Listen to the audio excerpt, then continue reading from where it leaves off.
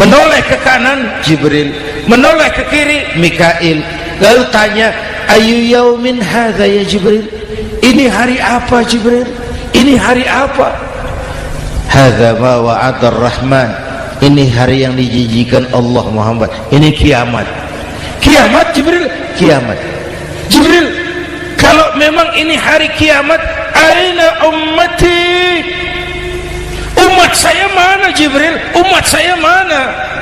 Allah karim, belum pernah saya lihat di dunia ada satu pemimpin yang begini besar cintanya kepada umatnya seperti baginda Rasul. Dari dunia sampai akhirat beliau cinta kita, dari dunia sampai akhirat beliau bela kita. Bangun dari kubur, tahu hari sudah kiamat, yang pertama ditanya, aina ummati, umat saya mana Jibril? Kita yang ditanya. Kalau saya yang pertama dibangkitkan dari kubur, lain pertanyaannya. Ini hari apa Jibril? Kiamat Zainuddin. Oh, bini saya mana Jibril? Nabi enggak tanya Khadijah wala Fatimah wala Aisyah, aina ummati, umat saya mana Jibril? Umatmu? Iya, kau manusia pertama yang dibangunkan dari kubur, yang lain masih dikubur. Oh, lalu kita ke surga Muhammad, perintah Allah, perintah Allah. Sampai di surga seperti orang tidak betah Nabi itu, resah, gelisah, mondar mandir, mukanya murung. Yang punya surga kan negur, Muhammad, labbaik ya Rabb. Tidak enak di surga ya? Enak. Kok kamu seperti orang nggak kerasan gitu loh, resah, gelisah? Kenapa? Saya teringat umat saya ya Allah, umat saya bagaimana nasibnya. Iya, saya sudah enak di DPR. Salah,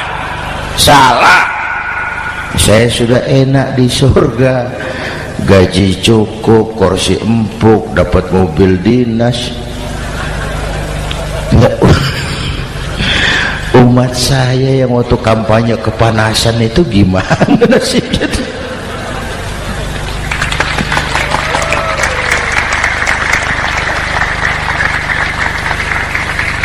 Makanya dulu di Senayan, di depan kantor DPR tuh banyak tukang kaca jualan di situ.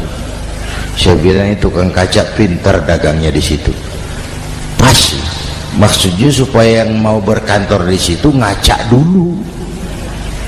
Ya, wakil lurah pasti tidak lebih tinggi dari lurahnya. Wakil camat tidak lebih tinggi dari camatnya. Oh, ini kenapa wakil rakyat kok selalu lebih tinggi dari rakyatnya?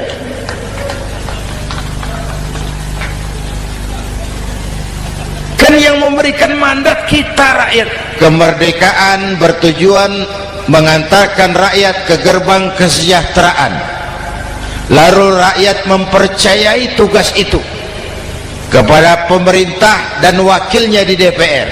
Saya percayakan kamu mengantarkan rakyat ke gerbang kesejahteraan. Itu amanat Undang-Undang Dasar. Biasanya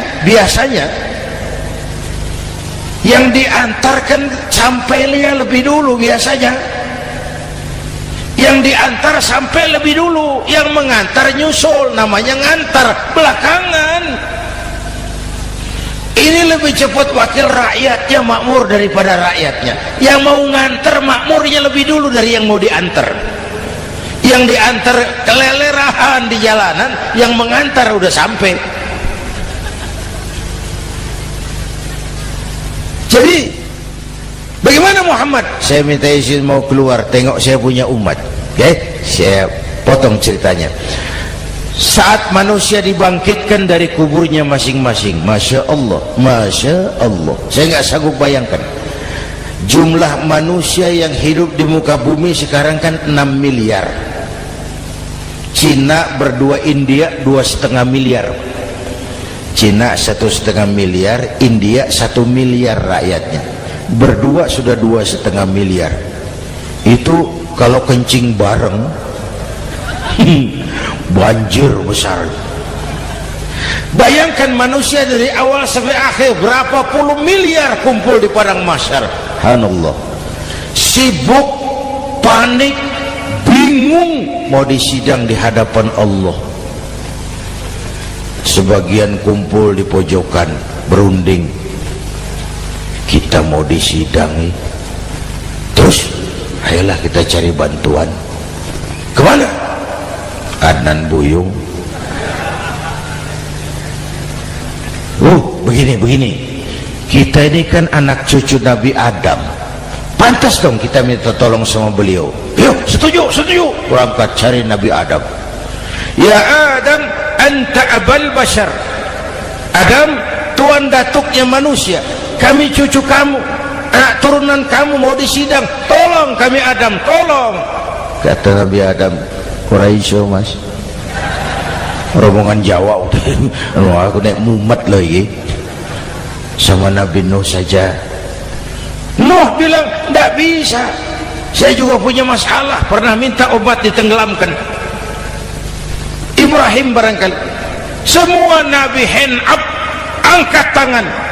Dikala itu yauma la yanfa'u malun wala banun, di mana harta tidak ada lagi artinya, anak-anak tak jadi beban, tiap orang sibuk dengan urusannya sendiri-sendiri. Saat itu ada satu pemimpin, Allahumma salli alaihi wa ala alihi, diizinkan Allah. Dikala semua nabi yang lain angkat tangan hand up, beliau malah ummati ana laha, ta'ali ummati, ta'ali ummati, umatku sini, umatku sini. Beliau memanggil-manggil umatnya. Yang bagaimana yang dipanggil? Ada hadis, inna ummati yatuna yaumal qiyamah ghurran muhajjalin min atharil wudu. Umatku besok di akhirat datang menghadap Allah dengan muka bersinar-sinar karena sering wudu. Sering wudu kan sering sujud, masa cuma wudu tapi enggak sujud? Itu nanti ndak usah mengaku Rasul yang panggil, sini umatku, tapi kalau muka nggak pernah wudu, nggak pernah sujud, merangkak di depan Nabi, saya umatmu ya Rasul. Kata Nabi, umat saya nggak ada yang kumbal gini. Dikala itu beliau berkenan memberikan syafaat. Syafaat itu saudara-saudara, saya pakai sarung, sobek sedikit, syafaat itu nambeli itu loh. Salat saya kurang sedikit, sedekah saya campur riak sedikit, puasa saya tidak ikhlas sedikit, ditutup dengan syafaat. Saya mau dagang, perlu modal 20 juta, saya punya uang 15 juta, yang 5 juta syafaat. Jadi harus ada modal. Kalau sholat tidak pernah, sedekah tidak pernah, lalu syafaatnya dari mana? Yang dapat tambelan itu yang punya sarung bolong, punya sarung sobek, ditambal dengan syafaat. Lah kalau tidak ada sarung, apa yang mau ditambal? Ya. Nah, mudah-mudahan kita semua mendapat rahmat Allah dan mendapat syafaatnya Rasulullah Sallallahu Alaihi Wasallam. Bapak Ibu hadirin, sudah 7:30 lewat 4 jam.